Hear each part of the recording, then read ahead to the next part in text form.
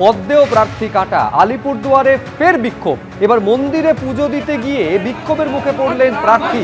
BJP প্রার্থীকে ঘিরে উঠল গো ব্যাক স্লোগান।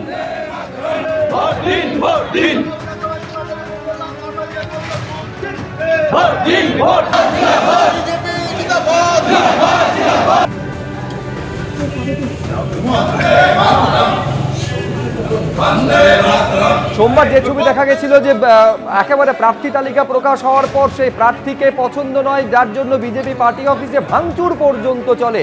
আর আজকে সেই একই কেন্দ্রের বিজেপি প্রার্থীকে ঘিরে বিক্ষোভ তৈরি হলো।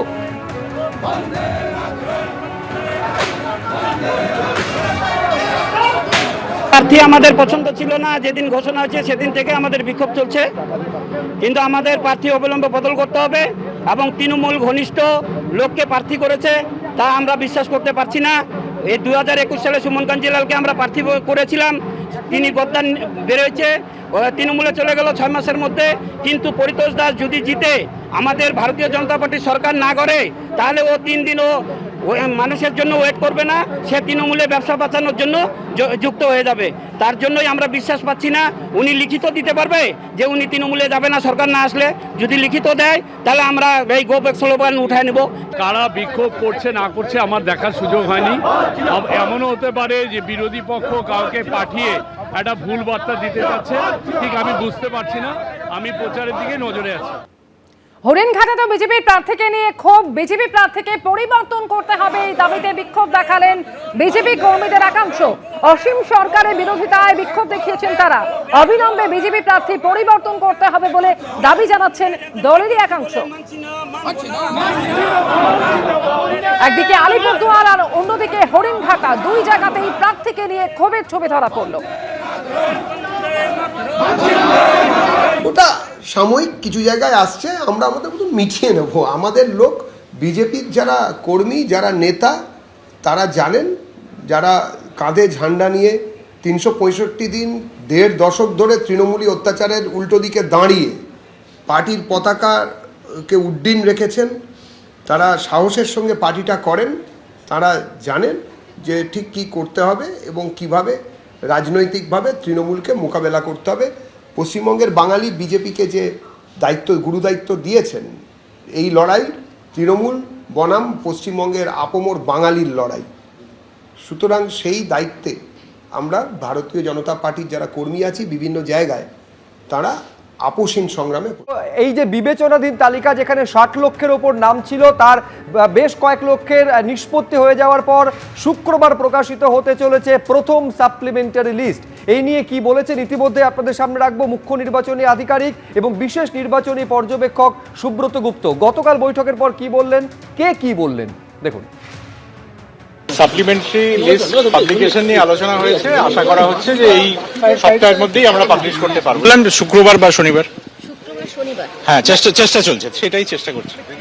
সাপ্লিমেন্টারি লিস্ট তো আজকেও মিটিং আছে বিকেলে 5টার সময়, হাইকোর্টের মিটিং আছে, সব তৈরি চলছে। সাপ্লিমেন্টারি লিস্ট সঠিক সময় বের হয়ে যাবে। শুক্রবারই প্রথম সাপ্লিমেন্টারি তালিকা প্রকাশের সম্ভাবনা। এসআইআর এর সঙ্গে ভোট প্রক্রিয়া নিয়ে আগামীকাল ফের হাইকোর্টে বৈঠক রয়েছে এবং তারপর পরের দিন অর্থাৎ শুক্রবার প্রকাশিত হবে প্রথম সাপ্লিমেন্টারি লিস্ট।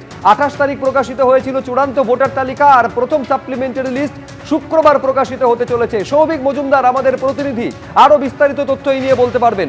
সৌভিক, দেখো, আগামীকাল সকাল 10টার সময় মাননীয় প্রধান বিচারপতি তিনি একটি বিশেষ বৈঠক ডেকেছেন এবং এই বৈঠকে রাজ্যের নবনিযুক্ত স্বরাষ্ট্র সচিব, মুখ্য সচিব, তার পাশাপাশি ডিজিপি এবং কলকাতার বর্তমান পুলিশ কমিশনার এবং মুখ্য নির্বাচনী আধিকারিক, এদের প্রত্যেকের উপস্থিত থাকার কথা রয়েছে। এবং মূলত এখনো পর্যন্ত যা হাইকোর্ট সূত্রে খবর, যে এই বৈঠকে যে সাপ্লিমেন্টারি লিস্ট অর্থাৎ প্রথম যে সাপ্লিমেন্টারি লিস্ট সেইটা প্রকাশের বিষয়ে আলোচনা হবে এবং আগামী শুক্রবার দিন এই প্রথম সাপ্লিমেন্টারি লিস্ট বেরোবার একটা সম্ভাবনা ইতিমধ্যে তৈরি হয়েছে।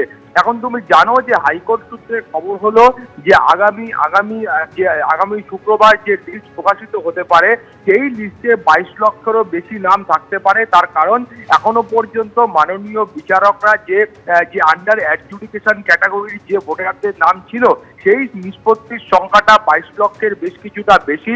ফলে এই তালিকা ইতিমধ্যেই প্রস্তুত হয়ে গিয়েছে। ফলে এখন এই তালিকা প্রকাশ করার ক্ষেত্রে কার্যত কোনো অসুবিধা নেই এবং সেই কারণেই শুক্রবার এই তালিকা প্রকাশ করার সম্ভাবনা রয়েছে। তুমি জানো যে এর মধ্যেই কিন্তু একদিন মাননীয় বিচারকরা প্রায় 2 লক্ষেরও বেশি এই আন্ডার অ্যাডজুডিকেশন যে ব্যক্তিদের বা ভোটারদের নাম ছিল তার নিষ্পত্তি করেছেন এবং হাইকোর্ট সূত্রে খবর হলো এই গতিতে বা এই যে দ্রুততার সঙ্গে মাননীয় বিচারকরা এই এসআইআর এর কাজ করছেন সেই গতিতে কাজ করে যেতে পারলে আগামী এপ্রিল মাসের প্রথম সপ্তাহের মধ্যেই এই এসআইআর এর যে 60 লক্ষ ভোটারের নাম আন্ডার অ্যাডজুডিকেশন রয়েছে তার নিষ্পত্তি করা সম্ভব হবে বলে মাননীয় প্রধান বিচারপতি তিনি কিন্তু আশাবাদী। ফলে তুমি বুঝতে পারছো যে কালকের এই যে বৈঠক সেই বৈঠক কিন্তু অত্যন্ত গুরুত্বপূর্ণ। তার পাশাপাশি এই বৈঠকে আসন্ন নির্বাচন এবং এসআইআর প্রক্রিয়ায় সার্বিকভাবে নিরাপত্তার যে বিষয়টা রয়েছে সেই নিরাপত্তার বিষয়টা নিয়েও আলোচনা হবে।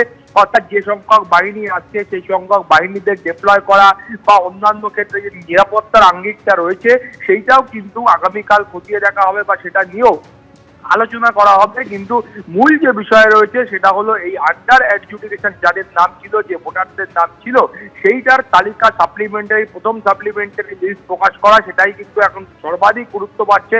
তুমি জানো যে 28শে ফেব্রুয়ারি প্রথম তালিকা প্রকাশ করা হয় এবং প্রথম যে ভোটার লিস্ট প্রকাশ করা হয় সেই লিস্টের পরেও নির্বাচন কমিশন তারা সুপ্রিম কোর্ট এবং কলকাতা হাইকোর্টের মাননীয় প্রধান বিচারপতিকে বলেছিলেন যে আরো ধাপে ধাপে এই সাপ্লিমেন্টারি তালিকা বের করা হবে এবং সুপ্রিম কোর্টের বক্তব্য ছিল যে ভোট গ্রহণের আগের দিন পর্যন্ত কোনো মানুষের নাম যদি ক্লিয়ার হয়ে যায় তিনিও কিন্তু ভোট দেওয়ার জন্য অধিকারী হবেন। ফলে সেই মুহূর্তে আগামীকালের যে বৈঠক রয়েছে সেটাও কিন্তু অত্যন্ত গুরুত্বপূর্ণ।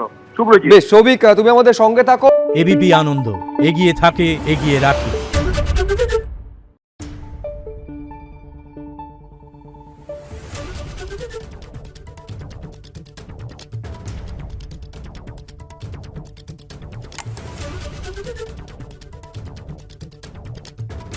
Thank you.